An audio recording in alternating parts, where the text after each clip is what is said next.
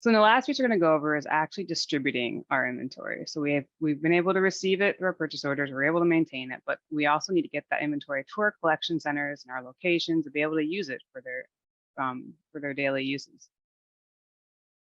So to do that, we're going to take a look at our inventory request forms.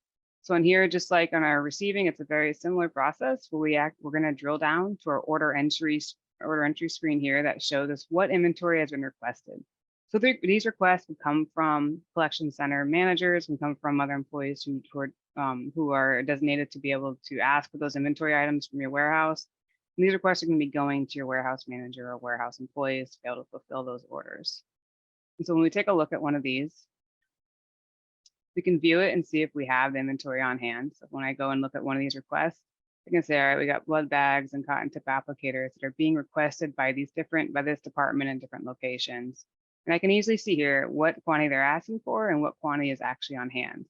From this case, then I can go ahead and convert that to a request fulfillment. Let's say, I may have 34 in hand, but I'm not really ready to give all 34 or all 15 to this department for whatever reason. Maybe you're holding on to them for someone, or someone can be requesting them, or there's a big event coming up soon that you want to hold on to them for. You can go ahead and reduce that quantity, just like we did with the receiving, to only partially fulfill the request. And so it also lets us know that we have different amounts in different warehouses. We're going to blow through that for now because it's in test environment, but really in reality, we would want to make sure we have the right warehouses selected when we're doing these transactions. So we do have the different warehouses. We'll go ahead and reduce that one too, but we'll receive all of our Unistex. Okay, and we'll once again put this in February. Oops. And so the date here is going to be the date that hits our inventory subledger and our GL again, because once again, just like the receiver side, this is doing the opposite. This is looking for our quantity and values in our inventory subledger and balance sheet and reducing those to be able to take them out of there and keep your GL accurate to what actually your inventory balances are at the time.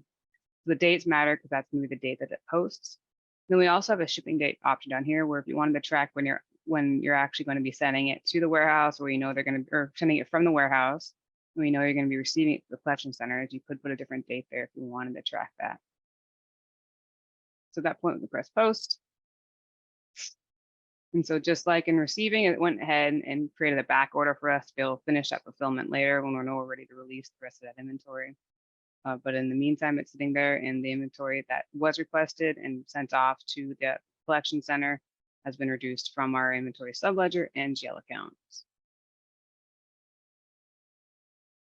So that's how we receive, maintain, and distribute our medical supplies within Sage Intacct and keep our inventory subledgers balanced to our general ledger.